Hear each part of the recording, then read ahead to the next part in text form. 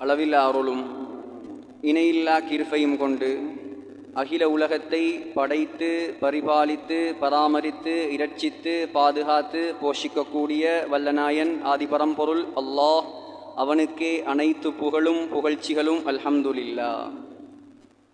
ஸலாத்தெனும் கருணையும் சலாமெனும் ஈடேற்றமும் நபிகுலத்திலகம் மனுக்குலத்தின் மகுடம் மாநிலம் போற்றும் மாமேதை உலகுக்கு வந்த உத்தமர் நற்குணத்தின் தாயகம் நபிகள் நாயகம் ஸல்லல்லாஹு அலைஹி வஸல்லம் அன்னவர்கள் மீதும் அந்த அண்ணல் நபிகளாருடைய வாழ்க்கை வழிமுறைகளை அடியொற்றி நடப்பதில் அணுவளவும் நெருப்பிசகாது அகிலத்தார்களுக்கெல்லாம் அழகிய முன்மாதிரியாக வாழ்ந்து காட்டிய அன்னாருடைய தோழர்கள் சஹாபாக்கள் கியாம பரியந்தம் வரை வரக்கூடிய முஃமினான முஸ்லிமான ஆண்கள் பெண்கள் அனைவர் மீதும் உண்டாகட்டும்.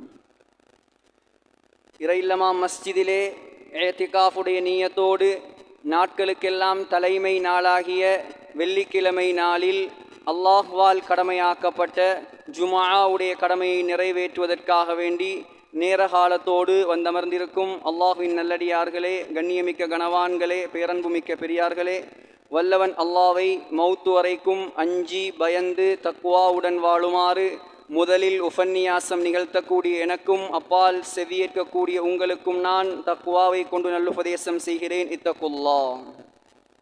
அன்பு நிறைந்த அல்லாஹ்வின் நல்லடியார்களே, அல்லாஹு ரப்புல் ஆலமீன் இந்த உலக வாழ்க்கையை ஒரு சோதனை கூடமாக ஆக்கி தந்திருக்கிறான்.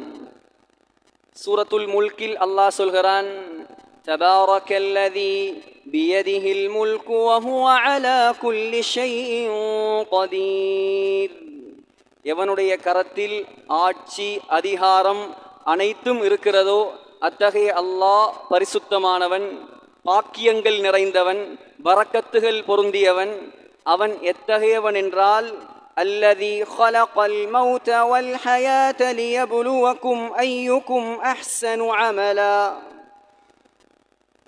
மௌத்தையும் ஹயாத்தையும் படைத்தவன் அல்லாஹ் சொல்கிறான். எதற்காக மௌத்தையும் ஹயாத்தையும் படைத்தான்? லியப்லுவக்கும், உங்களுக்கு எக்ஸாம் வைப்பதற்காக வேண்டி. அய்யுக்கும் அஹ்ஸனு அமலா, உலகத்தில் அக்ஸரு அமலா, அதிகமான அமல் செய்பவர்கள் எனக்கு தேவையில்லை, யார் சிறந்த அமல் நல்ல அமல் செய்கிறீர்கள் என்று உங்களுக்கு சோதனை எக்ஸாம் வைப்பதற்காகத்தான் மௌத்தையும் ஹயாத்தையும் படைத்திருக்கிறேன் அல்லாஹ் சொல்கிறான். கண்ணியமானவர்களே, ரப்புல் ஆலமீன் குர்ஆனில் சொல்லும் பொழுது முதலாவது மௌத்தை சொல்லிவிட்டு தான் ஹயாத்தை சொல்கிறான். நாம் முதலாவது ஹயாத்தோட தான் இருக்கிறோம், அதுக்கு பின்னால தான் எங்களுக்கு மௌத்து வரப்போகுது. அப்ப அல்லாஹ் முதலாவது மௌத்தை சொல்லியிருக்க கூடாது, ஹயாத்தை சொல்லியிருக்கணும். அப்ப ஏன் அல்லாஹ் ஹயாத்தை முதன்மைப்படுத்தாமல் மௌத்தை முதன்மைப்படுத்தி இருக்கிறான்? அல்லாஹுடைய கண்ணோட்டத்தில் இந்த ஹயாத்தே கிடையாது, இந்த உலக வாழ்க்கை வாழ்க்கையே கிடையாது. ரப்புல் ஆலமீன் மௌத்துக்கு பின்னால் ஒரு வாழ்க்கையை வைத்திருக்கிறான். அந்த வாழ்க்கை தான் நிரந்தரமான வாழ்க்கை, நிலையான வாழ்க்கை, அழிவில்லாத வாழ்க்கை, முடிவில்லாத வாழ்க்கை, தன்னிகரற்ற வாழ்க்கை, இன்பங்கள் நிறைந்த வாழ்க்கை, சுகங்கள் கொட்டி கிடக்கும் வாழ்க்கை, அதுதான் உண்மையான வாழ்க்கை. எனவே இது வாழ்க்கை அல்ல, இது ஒரு சோதனைக்கான ஒரு காலகட்டம். எனக்கும் உங்களுக்கும் அல்லாஹ் ஒரு சில வருடங்களாக இந்த உலகத்தில் சோதனை நடத்தி கொண்டிருக்கிறான். ஒரு சிலருக்கு 40 வருடங்களாக எக்ஸாம் எழுதுகிறார்கள், இன்னும் சிலர் 70 வருடங்கள் எக்ஸாம் எழுதுகிறார்கள், இன்னும் ஒரு சிலர் 30 வருடங்கள், 25 வருடங்கள், 18 வருடங்கள், இவ்வாறு ஒவ்வொருத்தரும் உலகத்தில் எக்ஸாம் எழுதி கொண்டிருக்கிறார்கள். இந்த எக்ஸாமில் பாஸா ஃபெயிலா எப்பொழுது தெரியும்? அல்லாஹ் சொல்கிறான், எப்பொழுது தெரியும்? فَمَنْ زُحْزِحَ عَنِ النَّارِ وَأُدْخِلَ الْجَنَّةَ فَقَدْ فَازَ. இந்த உலகத்தில் நடந்த எக்ஸாமில் அவர் பாஸா ஃபெயிலா என்பது, அவர் நரகத்தை விட்டும் சுவர்க்கத்துக்கு அனுப்பப்பட்டு விட்டால் அவர் ஃபாஸ், அல்லாஹ் சொல்கிறான் அவர்தான் பாஸ், அப்படி இல்லையா அவர் ஃபெயில். எனவே கண்ணியமானவர்களே, உலக வாழ்க்கையை கண்டு நாம் ஏமாந்து விடக்கூடாது, உலக இன்பங்களில் மூழ்கி விடக்கூடாது. உலகம்தான் வாழ்க்கை, துனியாதான் நோக்கம் என்பதாக இந்த உலகத்தில் வாழ்ந்து விடக்கூடாது. உலகத்தில் எத்தனையோ பேர் எத்தனையோ புரொடக்ஷன்களை உருவாக்குகிறார்கள், எத்தனையோ தயாரிப்புகள் உலகத்தில் இடம்பெற்று கொண்டிருக்கிறது. அந்த பொருட்களை தயாரித்தவன் அந்த பொருள் சரியில்லை, பெறுமதி இல்லை, யாரும் வாங்காதீர்கள் என்று சொன்னால் அதை யாரும் வாங்க மாட்டார்கள், அதன் கிட்ட யாரும் போக மாட்டார்கள். ஆனால் ரப்புல் ஆலமீன் உலகத்தை படைத்துவிட்டு அவன் சொல்கிறான் குர்ஆனில், இந்த உலகம் சரியில்லை, இந்த உலகம் ஏமாற்றமானது, இந்த துனியா அற்பமானது. குர்ஆனில் ஒரு வசனம் காட்ட முடியாது உலகத்தை, இந்த உலக வாழ்க்கையை அல்லாஹ் புகழ்ந்து கூறிய ஒரு வசனத்தை யாராலும் காட்ட முடியாது. ஒவ்வொரு வெள்ளிக்கிழமையும் சுன்னத்தாக்கி வைத்திருக்கிறான் அல்லாஹ் சூரத்துல் கஹ்ஃப் ஓதுறத. அதிலேயும் கூட இந்த உலகத்தை அல்லாஹ் இகழ்ந்துதான் பேசுகிறான். وَاضْرِبْ لَهُمْ مَثَلَ الْحَيَاةِ الدُّنْيَا كَمَاءٍ أَنزَلْنَاهُ. உலக வாழ்க்கைக்கு அல்லாஹ் உதாரணம் சொல்கிறான், வானத்தில் இருந்து நான் இறக்கி வைத்த தண்ணீரை போல. ஏன் அல்லாஹ் உலக வாழ்க்கைக்கு தண்ணீரை உதாரணம் கூறுகிறான்? தண்ணீர் என்பது ஒரு நிலையில் இருக்காது. சில நேரம் திண்மமாக இருக்கும், சில நேரம் திரவமாக இருக்கும், சில நேரம் ஆவியாகிவிடும். இதேபோல் இந்த உலக வாழ்க்கை யாருக்கும் நிரந்தரமாக கிடைக்காது. இந்த உலக வாழ்க்கை யாருக்கும் நிரந்தரமாக கிடைக்காது. இந்த உலக இன்பம் யாருக்கும் நிரந்தரமாக கிடைக்காது. கோடிகளில் புரண்டவர்கள், பிறந்ததிலிருந்து இறக்கும் வரைக்கும் ஆடம்பர வாழ்க்கை வாழ்ந்தவர்கள் எங்கே சகோதரர்களே? இவர்கள் எல்லாம் பல ஆண்டுகள் நாம் முன்னே போக தேவையில்லை. எங்களுக்கு தெரியும், ஒரு 2-3 ஆண்டுகளுக்கு முன்னால் ஒரு மகாராணி இறந்து போனார். உலகத்தின் பல நாடுகளை தன்னுடைய காலடியில் வைத்திருந்தவர் அவர். அதில் எங்கட இலங்கை நாடும் உண்டு. இங்கிலாந்து மகாராணி. தரவுகளில் சொல்கிறார்கள் எந்த அளவுக்கு என்று சொன்னால், அவ அணியக்கூடிய ஆடையின் பெறுமதி இந்திய மதிப்பின் பிரகாரம் 2 கோடி, இலங்கை மதிப்பின் பிரகாரம் கிட்டத்தட்ட 5 கோடி. அவ ஒரு நாளைக்கு உடுக்கக்கூடிய உடுப்பின் பெறுமதி. இவர்களுடைய ஆட்டம் எல்லாம் எங்கே? இவர்களுடைய படாடோபங்கள் எங்கே? ஆடம்பரங்கள் எங்கே? மண்ணுக்குள் மறைந்து விட்டது சகோதரர்களே.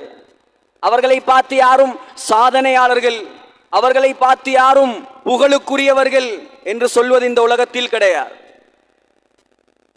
சாதனையாளர்கள் யார் தெரியுமா?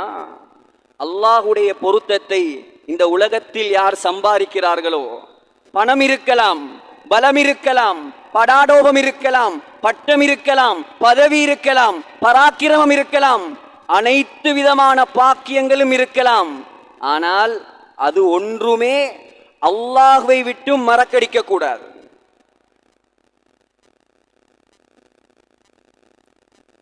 ஹஜ்ரத் உமருக்கு கிடைக்காத பணமா? ஹஜ்ரத் உமர் இப்னு அப்துல் அசீஸுக்கு கிடைக்காத பணமா?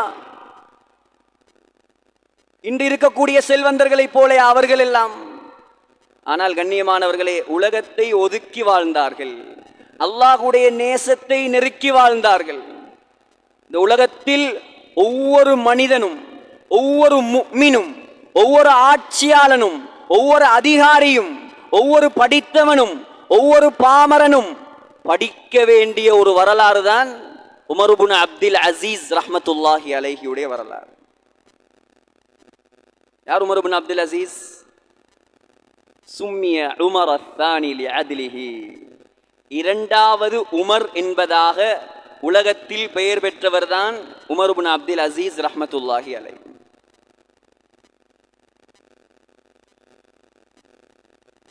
இஸ்லாத்தை 3 பெரும் பரம்பரைகள் ஆட்சி செய்தார்கள். முதலாவது உமையாக்கள், இரண்டாவது அப்பாசியர்கள், மூன்றாவது உஸ்மானியர்கள். இதில் உமையா பரம்பரையில் வந்தவர்தான் ஹஸரத் உமர் இப்னு அப்துல் அசீஸ் ரஹ்மத்துல்லாஹி அலைஹி.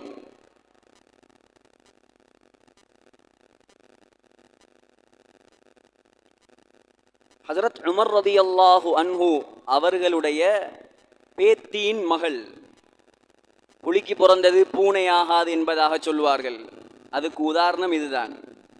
இங்க எல்லாருக்கும் தெரியும், உமர் ரலியல்லாஹு அன்ஹுடைய காலத்தில் பாலில் தண்ணீர் கலந்த ஒரு சம்பவம், பிரபல்யமான ஒரு சம்பவம், எல்லாரும் அறிந்த சம்பவம். ஹஸரத் உமர் ரலியல்லாஹு அன்ஹு அவர்களுடைய ஆட்சி அது ஒரு வித்தியாசமான ஆட்சி. உலகத்தில் முஸ்லிம்களால் மாத்திரமல்ல, காஃபிர்கள் கூட எதிர்பார்க்கக்கூடிய ஒரு ஆட்சி. பௌத்தர்கள் கூட, இந்துக்கள் கூட, ஏன் கிறிஸ்தவர்கள் கூட சொல்கிறார்கள், உமருடைய ஆட்சி தான் இந்த உலகிற்கு அடுத்த மறுமலர்ச்சி. ஏன்? அவ்வளோ நீதி நியாயம் உலகத்தில் நிலைநாட்டியவர் தான் உமர் கத்தாப் ரலியல்லாஹு அன்ஹு. ஹஸரத் உமர் ரலியல்லாஹு அன்ஹு அரசன் என்கிற பெயரில் வெறுமனே சிம்மாசனத்தில் உட்கார்ந்திருக்கவில்லை. அவர்களுடைய வளமை என்ன தெரியுமா? ஒவ்வொரு நாளும் இரவு நேரத்தில் மாறு வேடம் பூண்டு தன்னுடைய நாட்டை வலம் வருவார்கள். அடிமையையும் அழைத்து கொண்டு நாட்டு நிலவரங்களை அறிவதற்காக, குடிமக்களின் குறைகளை போக்குவதற்காக, நடக்கக்கூடிய குற்றங்களுக்கு தண்டனை வழங்குவதற்காக, இருக்கக்கூடிய குறைகளை நிவர்த்தி செய்வதற்காக மாறு வேடம் பூண்டு இரவு நேரத்தில் வலம் வருவார்கள். ஏதாவது பிரச்சனைகள், குற்றங்கள் மாட்டிப்பட்டால் அதற்கு அடுத்த நாள் தண்டனை கொடுக்கப்படும். ஏதாவது குறைகள், வறியவர்கள், ஏழைகள், உண்பதற்கு குடிப்பதற்கு வசதி இல்லாதவர்கள் அறியப்பட்டால் அடுத்த நாள் அரச கருவூலத்திலிருந்து அவர்களுடைய தேவைகள் நிறைவேற்றப்படும். ஏதாவது பாராட்டத்தக்க விடயங்கள் நடந்தால் அடுத்த நாள் அவர்களுக்கு பாராட்டுக்கள் நடைபெறும். அப்படி ஒரு நாள் ஹஸரத் அஸ்லம் ரலியல்லாஹு அன்ஹு அவர்களையும் கூட்டிக் கொண்டு உமர் ரலியல்லாஹு அன்ஹு மாறு வேடத்தில் வலம் வந்து கொண்டிருக்கிறார்கள். ஒரு வீட்டுக்குள் தாயும் மகளும் பேசிக் கொண்டிருக்கிறார்கள். என்ன பேச்சு நடக்குது? ஒரு பால்காரியும் அந்த பால்காரியின் மகளும். பால்காரி சொல்கிறார், மகளே, இன்று கறந்த பால்கள், இந்த கறந்த பால் விற்பனைக்கு போதுமானதாக இல்லை. எனவே கொஞ்சம் தண்ணீரை மிக்ஸ் பண்ணி பாலை கொஞ்சம் அதிகரித்து விற்பனை செய்து விடுவோம். மகள் சொன்னால், அமர அமீருல் முஃமினீன் அல்லா யுஷாபல் லபனு பில் மா. தாயே, இது யாருடைய ஆட்சி தெரியுமா? உமர் கத்தாபுடைய ஆட்சி. உமருடைய ஓர்டர், கட்டளை என்ன தெரியுமா? இந்த ஆட்சியில் பாலுடன் தண்ணீர் கடப்பது தடை. மாட்டிப்பட்டால் பயங்கரமான தண்டனை கிடைக்கும். தாய் சொன்னார், அன்தி ஃபீ மௌதிஇன் லைஸ ஃபீஹி அமீருல் முஃமினீன். நீ சொல்றது சரிதான், ஆனால் நீ இருக்கக்கூடிய இடத்தில் அமீருல் முஃமினீன் பார்த்து கொண்டா இருக்கிறார். அவர் எங்கேயோ இருக்கிறார், நீ எங்கோ இருக்கிறாய். பேசாம பாலில் தண்ணீரை கலந்து விட்டு வேலையை பார். மகள் சொன்னால், இன் கான அமீருல் முஃமினீன லம் யரானா வரப்பு அமீருல் முஃமினீன யரானா. தாயே, உமர் பார்க்கவில்லை என்றாலும் உமரை படைத்த அந்த ரப்புல் ஆலமீன் அல்லாஹ் பார்த்து கொண்டிருக்கிறான். என்னால் கலப்படம் செய்ய முடியாது, ஹராம், பாலில் தண்ணீரை நான் ஒருபோதும் கலக்க மாட்டேன் என்றால். உமர் ரலியல்லாஹு அன்ஹு வீட்டுக்கு வெளியிலிருந்து அனைத்தையும் கேட்டுக்கொண்டிருக்கிறார்கள். அஸ்லம் ரலியல்லாஹு அன்ஹு சொன்னாங்க, இந்த வீட்டில ஒரு அடையாளம் போடுங்க. வீட்டின் கதவில் ஒரு அடையாளம் போடப்பட்டது. அடுத்த நாள் அரச தர்பாருக்கு தாயும் மகளும் அழைக்கப்படுகிறார்கள். அழைக்கப்பட்டு ஹஜ்ரத் உமர் ரலியல்லாஹு அன்ஹு ஒன்றும் பேசல, தன்னுடைய ஆண் பிள்ளைகளை கூப்பிட்டார்கள். ஆண் பிள்ளைகள் எல்லாம் வந்தாங்க. கேட்டாங்க, உங்களில் யார் திருமணம் முடிக்காமல் இருக்கிறீர்கள்? ஹஜ்ரத் உமர் ரலியல்லாஹு அன்ஹுக்கு அப்துல்லா பின் உமர் என்ற ஒரு மகன், இன்னும் ஒரு மகன் இருந்தார் ஆசிம் பின் உமர். ஆசிம் ரலியல்லாஹு அன்ஹு சொன்னார், தந்தையே நான் திருமணம் முடிக்கவில்லை. ஹஜ்ரத் உமர் ரலியல்லாஹு அன்ஹு சொன்னார்கள், இதோ இந்த பெண்ணை திருமணம் முடித்துக்கொள். அரசண்ட வீட்டுல பொண்ணெடுக்கிற அழகை பார்த்தீர்களா? அதுவும் எப்படிப்பட்ட அரசன்? சாதாரண அரசனா? சாமானிய அரசனா? உலக மகா சக்கரவர்த்தி. 22 லட்சம் சதுர மைல் கிலோமீட்டருக்கு சொந்தக்காரன் உமர் இப்னு கத்தாப் ரலியல்லாஹு அன்ஹு. ஹஜ்ரத் அபூபக்கர் மரணிக்கும் போது இந்த இஸ்லாமிய சாம்ராஜ்யத்துக்கு சொந்தமாக இருந்தது வெறுமனே ஹிஜாஸ் மாநிலம் என்ற பகுதி மட்டும்தான். ஸல்லல்லாஹு அலைஹி வஸல்லம் மதீனாவுக்கு போவதற்கு முன்னால் ஒரு அறிவிப்பு செய்தார்கள், உமிர்து பிகர்யத்தின் தகுலுல் குரா. எல்லா ஊர்களும் வெற்றி கொள்ளப்படக்கூடிய ஒரு ஊரின் பக்கம் அல்லாஹ் என்னை ஹிஜ்ரத் செய்யுமாறு ஏவி இருக்கிறான். யகூலூன யஸ்ரிப் வஹியல் மதீனா. மக்கள் யஸ்ரிப் என்று சொல்கிறார்கள், நான் சொல்கிறேன் யஸ்ரிப் அல்லது அது மதீனா முனவ்வரா. அந்த மதீனா முனவ்வராவில் உட்கார்ந்திருந்தவர் உமர் ரலியல்லாஹு அன்ஹு. நபியுடைய வார்த்தை அல்லாஹ் உமரின் மூலமாக உண்மைப்படுத்தினான். யாருக்காவது முடியுமா உமர் ரலியல்லாஹு அன்ஹு அவருடைய ஆட்சியில் ஒரு யுத்தத்தில் கலந்து கொண்ட சரித்திரத்தை காட்டுவதற்கு யாருக்கும் முடியாது. மதீனாவில் தான் உட்கார்ந்திருந்தார், எந்த ஒரு யுத்தத்துக்கும் போனது கிடையாது. மதீனாவில் இருந்து கொண்டே அல்லாஹ்வின் உதவியால் இன்றைய கணக்கின்படி சொல்ல போனால் கத்தாரை வெற்றி கொண்டார், பஹ்ரைனை வெற்றி கொண்டார், யமனை வெற்றி கொண்டார், ஓமானை வெற்றி கொண்டார், ஈஜிப்டை வெற்றி கொண்டார், சிரியாவை வெற்றி கொண்டார், பலஸ்தீனை வெற்றி கொண்டார், இத்தாலியை வெற்றி கொண்டார், ரோமானியாவை வெற்றி கொண்டார், ஈரானை வெற்றி கொண்டார், இந்தியா வரைக்கும் இஸ்லாத்தின் வேரை ஊன்றினார் உமர் ரலியல்லாஹு அன்ஹு. இன்னைக்கு ஒரு நாட்டுக்கு அரசனாக இருந்து கொண்டு, ஒரு நாட்டுக்கு அதிபதியாக இருந்து கொண்டு பெருமை அடிக்கிறார்கள், தங்க படிகளில் ஏறி இறங்குகிறார்கள், ஒரு நாளைக்கு பல கோடிகளை செலவழிக்கிறார்கள். ஹஜ்ரத் உமர் யார் சகோதரர்களே? மன்னன் என்று சொல்ல முடியாது, மன்னாதி மன்னன், உலக மகா சக்கரவர்த்தி. பொன்னெடுக்கிறார் மகனுக்கு. உலக மகா சக்கரவர்த்தியின் மருமகள் யார்? ஒரு பால்காரியின் மகள். இதெல்லாம் எங்களுக்கு படிப்பினை, இதெல்லாம் எங்களுக்கு ரோஷம் வர வேண்டிய விஷயங்கள். ஏன் அவருக்கு ஏலாதா சைனா நாட்டு மன்னனின் மகளை தன்னுடைய மகனுக்கு பேசுவதற்கு? உமரின் பெயரை கேட்டாலே அந்த காலத்தில் உலகம் நடுங்கும் சகோதரர்களே, அப்படிப்பட்ட வல்லரசன் அவர். மகளுக்கு பெண்ணெடுக்கிறார், ஒரு பால்காரியின் மகளை. ஏன்? அந்த பெண்ணுடைய வசதியை பார்க்கவில்லை, வாய்ப்பை பார்க்கவில்லை, அழகை பார்க்கவில்லை, வம்சத்தை பார்க்கவில்லை, குலத்தை பார்க்கவில்லை, கோத்திரத்தை பார்க்கவில்லை, அல்லாஹ்வுடைய அச்சத்தை மட்டும் பார்த்தார். அல்லாஹ்வுடைய அச்சம் உன்னிடத்தில் இருக்கிறதா? நீதான் எனக்கு மருமகளாக வருவதற்கு தகுதி. இன்னைக்கு பொன் பார்க்க போறாங்க, அல்லாஹ்வோட அச்சம் இருக்குதா, மார்க்கம் இருக்குதா, இது மட்டும்தான் பார்க்கிறல்ல, மத்த எல்லாம் பார்ப்பார்கள், மத்த எல்லாம் பார்ப்பார்கள். இந்த ஒழுங்கைக்குள்ளால கார் போகுமா? மாமியா கேப்பா. இதால வாகனம் வெட்டி எடுக்கலுமா? ஓடு போட்ட வீடாக இருந்தால் சொல்லுவார்கள், கொஞ்சம் ஸ்லெப் போட்டு கொடுத்தால் நல்லமே, மருமகன் மேலே கட்டி கொள்வார். அதற்கு மாமனார் இன்னும் 10 வருஷம் உழைக்கணும். மேலே ஸ்லெப் போட்ட வீடாக இருந்தா சொல்லுவார் மாமியா, இப்ப அடிக்கிற சூட்டுக்கு இதுக்குள்ள எப்படி மனுஷன் இருக்கிற, கொஞ்சம் மேலையும் கட்டி கொடுத்தா கல்யாணத்தை உடனே வைக்கலாம். அநியாயம் சகோதரர்களே. விட்டா பிளைட் இறக்குறதுக்கு மேடம் கேட்பாங்க பொண்ணுடைய வீட்டில்.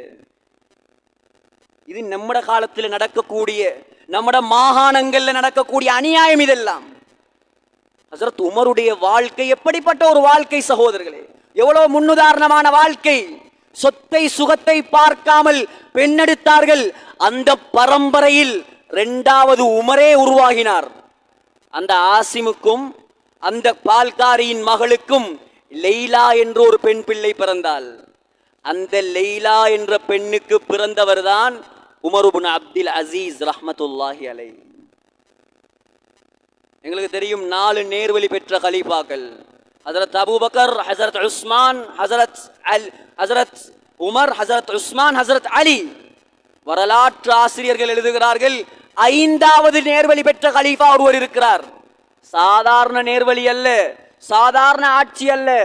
எந்த அளவுக்கு அமைதியும் சுமூகமும் ஒற்றுமையும் இணக்கமும் அவருடைய ஆட்சியில் இருந்தது என்று சொன்னால், ஹயாத்துல் ஹயவானில் குபுரா என்ற கிதாபில் அல்லாமா தமீரி அலைஹிர் ரஹ்மா எழுதுகிறார், உமர் இப்னு அப்துல் அசீஸுடைய ஆட்சியில் ஆடும் ஓனாயும் ஒரே குளத்தில் ஒன்றாக தண்ணீர் குடிக்குமாம். கட்டுக்கதைகள் அல்ல, இதெல்லாம் ஆதாரம் இருக்கிறது. மானும் சிங்கமும் ஒரே குளத்தில் தண்ணீர் குடிக்குமாம். அவ்வளோ நீதி நிலைநாட்டப்பட்ட ஆட்சி. எத்தனை வருட ஆட்சி சகோதரர்களே? 50 வருஷமா, 40 வருஷமா? வெறுமனே 2 வருஷ ஆட்சி தான். 2 வருஷ ஆட்சி. உலகத்தில் செய்த சேவைகள், உலகத்தில் செய்த சாதனைகள் நிலையற்றது. சஹாபாக்களுக்கு தொழுகை நடத்தியவர் ஹஜரத் உமர் இப்னு அப்துல் அசீஸ். 30 உஸ்தாதுமார்களிடம் படித்தார். அதில் 8 பேர் முக்கியமான சஹாபாக்கள். அப்துல்லா பின் உமர், ஜாஃபர் பின் அபி தாலிப், அப்துல்லா பின் ஜாஃபர், சஹ்ல் இப்னு சஅத் அஸ்-சாயிதி, அனஸ் இப்னு மாலிக். அனஸ் இப்னு மாலிக் யார் தெரியுமா? நபி ஸல்லல்லாஹு அலைஹி வஸல்லமுக்கு 10 வருஷம் பணிவிடை செய்தவர். 10 வருஷம். அந்த அனஸ் இப்னு மாலிக் ரலியல்லாஹு அன்ஹு சொல்லுவாங்களாம், உமர் இப்னு அப்துல் அசீஸை பார்த்து, எங்களுக்கு இமாமத் செய்யுங்கள். உமர் இப்னு அப்துல் அசீஸ் சஹாபாக்களுக்கு இமாமத் செய்வார். தொழுது முடித்ததற்கு பின்னால் அனஸ் இப்னு மாலிக் சொல்லுவாராம், மா ரஅய்து அஹதன் அஷ்பஹ ஸலாத்தன் பிரசூலில்லாஹி ஸல்லல்லாஹு அலைஹி வஸல்லம் மின் ஹாதல் ஃபதா. நபி அவர்கள் தொழுவதை போலவே தொழும் இவரை தவிர வேற யாரையும் நான் கண்டது கிடையாது. 26 வயதில் முதலாவது பதவி மதீனாவின் கவர்னராக நியமிக்கப்பட்டார். ஆட்சிக்கு அவர் வருவதற்குரிய தேனே கிடையாது. அல்லாஹ் அவரை ஆட்சிக்கு புகுத்தினான். எல்லாம் நீண்ட வரலாறு சகோதரர்களே. உலகத்தில் ஹதீஸ் கலை எப்படி உமர் ரலியல்லாஹு அன்ஹு அவர்கள் குர்ஆனை முதலாவது தொகுத்தார்களோ, அபூபக்கருடைய ஆட்சியில் முதலாவதாக ஹதீஸை தொகுத்தவர் உமர் இப்னு அப்துல் அசீஸ் ரஹ்மத்துல்லாஹி அலைஹி. 71 லட்சம் ஸ்கொயர் ஃபீட் சதுர அடிகளுக்கு மன்னனாக இருந்தார். 41 நாடுகளுக்கு ஒரு அரசனாக இருந்தார். ஆனால் அவருக்கு பாதுகாப்புக்கு ஒரு செக்யூரிட்டி கிடையாது. உலகத்தில் காட்டிலும் இப்படி ஒரு ஆட்சி. ஆட்சியை கையில் எடுத்த முதலாவது தினம் மனைவியிடத்தில் வந்தார். மனைவி யார் தெரியுமா? வரலாற்று ஆசிரியர்கள் சொல்கிறார்கள், இப்படி ஒரு பெண்மணி வரலாற்றில் தோன்றினதே கிடையாது. ஏன்?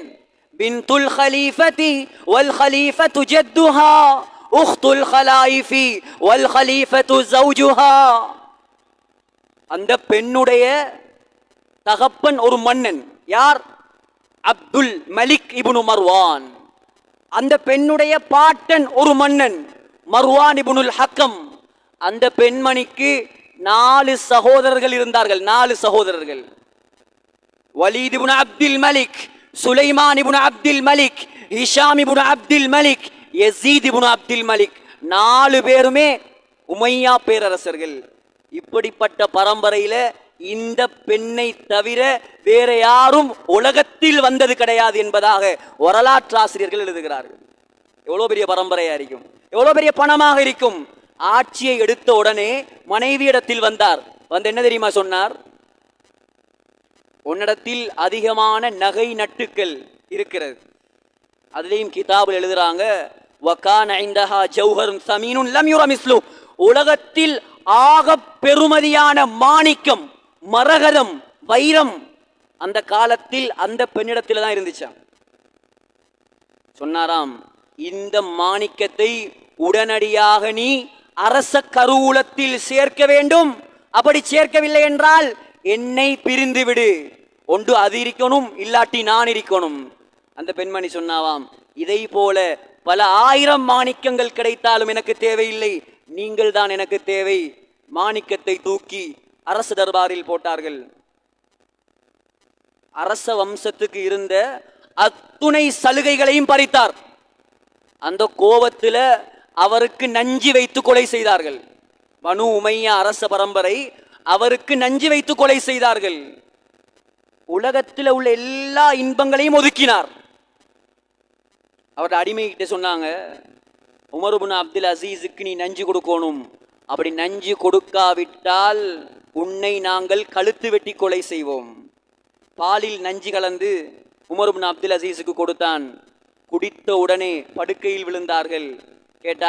உடனே கேட்டார், எனக்கு நஞ்சு கொடுக்க சொன்னது யார் என்று கேட்டான். எனக்கு நஞ்சு ஊட்ட சொன்னது யார்? உங்களோட குடும்பம் தான். எதற்காக வேண்டி நஞ்சு தந்தாய்? உனக்கு என்ன சன்மானம் தந்தார்கள்? சொன்னார், 1000 தங்க காசுகள் தந்தார்கள். அத்துடன் நீங்கள் மரணித்தவுடன் என்னை உரிமையிடுவேன் என்று சொன்னார்கள். உமர் இப்னு அப்துல் அசீஸ் ரஹ்மத்துல்லாஹி அலைஹி கேட்டாங்க, அந்த 1000 தங்க காசையும் தந்துட்டாங்களா? ஓ, தந்துட்டார்கள், கொஞ்சம் கொண்டு வா அதை. உடனே அதை வாங்கி அரசு தர்பாரில் சேர்த்தார்கள். சொன்னார்கள், இத்ஹப் ஹைது லா யராக அஹத், யாரும் காணாத இடத்துக்கு போய்விடு. நான் மரணித்ததுக்கு பின்னால் நீதான் எனக்கு நஞ்சு தந்த என்று யாருக்காவது தெரிந்தால் உன்னை உயிரோடு யாரும் விட மாட்டார்கள். 2.5 வருஷம் சகோதரர்களை ஆட்சி செய்தார்கள். மௌத்தா போகிறார் உமர் இப்னு அப்துல் அசீஸ். அவருக்கு 11 பிள்ளைகள், 17 தங்க காசுகள் தான் அவரோட முழு சொத்து. அதில் 7 காசுகள் அடக்கிறதுக்கு செலவாக போய்விட்டது. 10 தங்க காசுகளை 11 பிள்ளைகளும் பிரித்து எடுத்துக்கொண்டார்கள். உலமாக்கள் எழுதுகிறார்கள், அந்த மகானுடைய பிள்ளைகள் பின்னால் ஒரு காலத்தில் ஒரு நாளைக்கு 100 குதிரை அளவு பொருட்களை சதக்கா செய்தார்கள். இதெல்லாம் படிப்பினை சகோதரர்களே, வரலாறு கேட்பதல்ல. உலகத்தில் வாழக்கூடிய காலத்தில் துனியாவை நோக்கமாக கொள்ளக்கூடாது.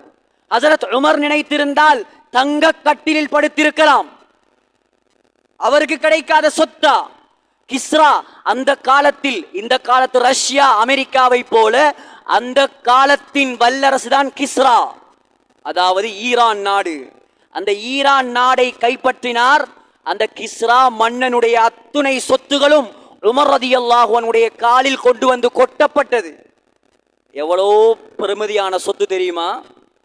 அந்த கிஸ்ரா மன்னன் தலையில போடக்கூடிய கிரீடம், மகுடம், அது 91 கிலோ தங்கம். பொய்க்கணக்கு என்பதாக யோசிக்காதீர்கள். ஒரு மனிதனால் 91 கிலோ தங்கத்தை தலையில் அணிய முடியுமா? அவனுடைய சிம்மாசனத்துக்கு மேலால் தங்கச் சங்கிலியால் கட்டப்பட்டு அந்த மகுடம் தொங்கிக் கொண்டிருக்கும். அரசன் வந்து உட்கார்ந்தா சரியா தலைக்கு நேராக அந்த மகுடத்தை கொண்டு வந்து வைப்பார்கள். இப்படி ஆண்ட ஆட்சிகள், இப்படி ஆண்ட அரசர்கள், மிரிக்கக்கூடிய காபட்ல எத்தனையோ தங்கங்கள், வெள்ளிகள், மாணிக்கங்கள் எல்லாம் உமர் ரலியல்லாஹு அன்ஹுடைய காலடியில் கொண்டு வந்து கொட்டப்பட்டது. உமர் ரலியல்லாஹு அன்ஹு எல்லாத்தையும் சஹாபாக்களுக்கு பங்கு வைத்து கொடுத்து விட்டார்கள். சாதித்தார்கள். உலகத்தின் சாதனையாளர்களாக இருந்தார்கள். எதன் மூலமாக? அல்லாஹ்வுடைய அச்சத்தின் மூலமாக, அல்லாஹ்வுடைய பயத்தின் மூலமாக, ஈமானின் மூலமாக. சொத்துகளால், செல்வங்களால் அல்ல சகோதரர்களே. குறுகிய கால வாழ்க்கையை அல்லாஹ் தந்திருக்கிறான். இதுக்குள் துனியா துனியா, உலகம் உலகம் என்பதாக அலைந்தால் கண்ணை மூடினதுக்கு பின்னால் கை சேதம் தான் கிடைக்கும். உலகத்தில் வாழக்கூடிய காலம் பெருமதியான காலம். அல்லாஹ் எங்கட மறுமைக்காக வேண்டி எங்களுக்காக ஒதுக்கி தந்த காலம். இதில் சிலருடைய வேலை என்னன்னு சொன்னா மற்றவனை பற்றியே சிந்தனை. என்னவோ கியாமத்து நாள்ல அல்லாஹ் இவரை எழுப்பி மற்றவர்களை பற்றி கேள்வி கேட்பதை போல 24 மணித்தியாலமும் மற்றவர்களுடைய பலாய், மற்றவர்களுடைய குறைகள், புறங்கள், பொய்கள், பித்தலாட்டங்கள், ஏமாத்துக்கள், பிரச்சனைகள், இப்படி நாளுக்கு நாள் மோசமாகிக் கொண்டே போகிறது எம்முடைய குணங்கள் சகோதரர்களே. வாழக்கூடிய காலத்தில் எம்மால் உமராக மாற முடியாது, உமர் இப்னு அப்துல் அசீஸாக மாற முடியாது. ஆனால் குறைந்தது நாம் மரணித்தால் 10 பேர் சொல்ல வேண்டும், நல்ல மனிதன் மரணித்து விட்டான். இதை சம்பாதிங்க. உலகத்தில் ஒரு நல்லவன் மௌத்தாகிவிட்டான் என்று 10 பேர் சொன்னால், ஒரு 40 பேர் சொன்னால் அல்லாஹ் அதை கபூல் செய்வான், எங்களை நல்லவர்களாக ஏற்றுக்கொள்வான். மனிதன் சொல்லக்கூடாது தொலைந்து போய்விட்டான், நிம்மதி சந்தோஷம் இவனால் தொல்லை என்பதாக யாராவது சொன்னால் அது எங்கட மௌத்து நல்ல மௌத்தாக இருக்காது. எனவே உலகத்தில் வாழக்கூடிய காலம் சகோதரர்களே, ஈமானை அதிகரித்துக் கொள்வோம், பெரியவர்களை மதிப்போம், ஊரில் தொழுகையை நிலைநாட்டுவோம், அல்லாவுக்கு வழிபடுவோம், அல்லாவை கண்ணியப்படுத்துவோம், படைத்தவன் கூப்பிட்டா பள்ளிக்கு வருவோம்.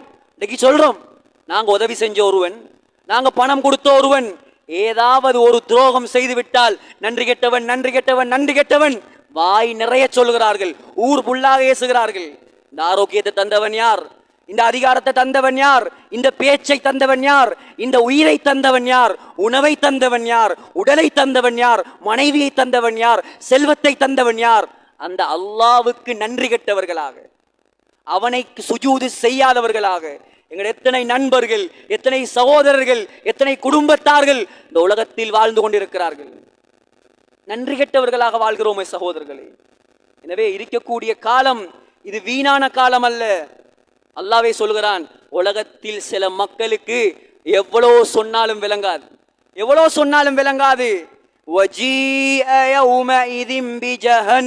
அல்லாஹ் சொல்றான், கியாமத்துடைய நாளில் மரணித்ததற்கு பின்னால் பாவிகளுக்கு முன்னால் நான் நரகத்தை கொண்டு வருவேன். அல்லாஹ் சொல்றான், நரகத்தை கொண்டு வருவேன். ஸல்லல்லாஹு அலைஹி வஸல்லம் சொன்னார்கள், 70,000 கடிவாளத்தால் அல்லாஹ் நரகத்தை கட்டுவான். 70,000 கடிவாளம். துஜாஉ பி ஜஹன்னம் வலஹா 70,000 ஸிமாம். 70,000 கடிவாளத்தால் அல்லாஹ் நரகத்தை கட்டி இழுப்பான். ஒவ்வொரு கடிவாளத்திலும் 70,000 மலக்குமார்கள் இருப்பார்கள். அந்த நரகத்தின் கூச்சலை, கோஷத்தை, நெருப்பு கங்குகளை பார்த்ததற்கு பின்னால் தான் அல்லாஹ் சொல்கிறான், யததக்கருல் இன்சான். சில மக்களுக்கு புத்தி வருமாம். உலகத்தில் சொன்னார்களே, உலமாக்கள் சொன்னார்களே, தாயிகள் சொன்னார்களே, பெரியவர்கள் சொன்னார்களே, அந்த நரகம் இதுதானா, மிஸ் பண்ணிட்டேன், உலக வாழ்க்கையை நோகடித்து விட்டேன், மோசடி செய்து விட்டேன், வீணடித்து விட்டேன் என்பதாக கவலைப்படுவானாம், கை சேதைப்படுவானாம். அல்லாஹ் சொல்கிறான், வயௌம யஉத்துல் ஸாலிமு அலா யதை. கையை கடித்து கடித்து முழு கையையும் கடித்து துப்புவான் அந்த மறுமை நாளில். அல்லாஹ் சொல்றான், நான் சொல்லல. அல்லாஹ் சொல்லிட்டு என்ன தெரியுமா சொல்றான், வஅன்னா லஹு ذிக்ரா. இப்ப புத்தி வந்து என்ன பிரயோசனம்? ஒரு பிரயோசனமும் இல்லை. அல்லாஹ் சொல்றான், நரகம் என்று முடிவு செய்யப்பட்டால் நீ நரகவாதிதான், உன்னை யாராலும் சொர்க்கத்துக்கு அனுப்ப முடியாது. சொர்க்கம் என்று முடிவு செய்யப்பட்டால் நீ சொர்க்கவாதிதான். உலகத்தில் தான் பல பிரிவுகள். அல்லாஹ் சொல்கிறான், அங்கே நான் 2 பிரிவு தான் பிரிப்பேன். படித்தவன் என்று பிரிக்க மாட்டேன், ஏழை என்று பிரிக்க மாட்டேன், பணக்காரன் என்று பிரிக்க மாட்டேன். எப்படி தெரியுமா பிரிப்பேன்? ஃபரீகுன் ஃபில் ஜன்னஹ் வ ஃபரீகுன் ஃபிஸ் ஸஈர். சொர்க்கவாதி, நரகவாதி, நல்லவன், கெட்டவன், இந்த 2 பிரிவுதான் அந்த மறுமை நாளில். அது உலகத்தின் முதலாவது பணக்கார நாடாக இருக்கக்கூடிய கத்தார் நாட்டு மன்னனாக இருந்தாலும் சரி, அல்லது உலகத்தையே கட்டியாண்ட சுலைமான் அலைஹிஸ்ஸலாமாக இருந்தாலும் சரி, 2ல ஒரு கூட்டத்தில் தான் மறுமையில் அல்லாவுக்கு முன்னால் நடுங்கிக் கொண்டுதான் நிற்க வேண்டும் சகோதரர்களே. அதை கொஞ்சம் உலகத்தில் நினைப்போம், அந்த வாழ்க்கைக்கு தயாராகுவோம். ஏமாந்து விட வேண்டாம். உலகத்துக்கு பின்னால போய் போய் போய் போய் துனியாவே வாழ்க்கை என்பதாக வாழ்ந்து சிலர்கள் கஷ்டப்பட்டு வேர்வை சிந்தி உயிரை கொடுத்து இரத்தத்தை கொட்டி உழைத்து சம்பாதிக்கிறார்கள். யாரோ அனுபவிக்கிறான், அவன் கபருக்குள்ள போறான். நடக்குதா இல்லையா? உண்மையான சம்பவங்கள். 20 வருஷம் செலவழித்து வெளிநாடில் கஷ்டப்பட்டோர் ஒரு ஊரு கட்டினார், 5, 6, 7 கோடி. மௌத்தாகினா மனைவி சொல்லுவாவா, இந்த மாப்பிள்ள 20 வருஷமா கஷ்டப்பட்டு வேர்வை சிந்தி கட்டின வீடு, மையத்தை ஒரு 20 நாளைக்கு வைக்க மாட்டீங்களான்னு கேட்பாவா? யாராவது கேட்பாங்களா சகோதரர்களே? மனைவிதான் முதலாவது கேட்பா, மையத்தை எப்ப எடுக்கிற? இதுதான் உலக வாழ்க்கை. நீ கட்டின ஒரு வீடு கூட உனக்கு சொந்தம் கிடையாது, 6 அடி கபரு கூட உனக்கு சொந்தம் கிடையாது. அதிலிருந்தும் அல்லாஹ் வெளியே எழுப்பி விடுவான். எனவே ஏமாறக்கூடாது, ஏமாற்றக்கூடாது. அல்லாவை ஏமாத்த இயலாது, யாரையும் ஏமாத்தலாம், அல்லாவை ஏமாத்தாதீர்கள். போலியான வாழ்க்கையை நம்ப வேண்டாம். அல்லாவுக்காக ஒதுங்குவோம், குறைந்தது தொழுவோம், அல்லாவுக்கு வழிபடுவோம், ஹராத்தை விட்டு எங்களை பாதுகாப்போம். உலகத்தில் நல்லவர்களாக வாழ்ந்து ஈமானோடு மரணிக்க அல்லாஹ் நம் அனைவருக்கும் தௌஃபீக் செய்வானாக. யா அல்லாஹ் எங்களோட பாவங்களை மன்னிப்பாயாக, எங்களோட குற்றங்களை மன்னிப்பாயாக, எங்களை பொருந்திக் கொள்வாயாக.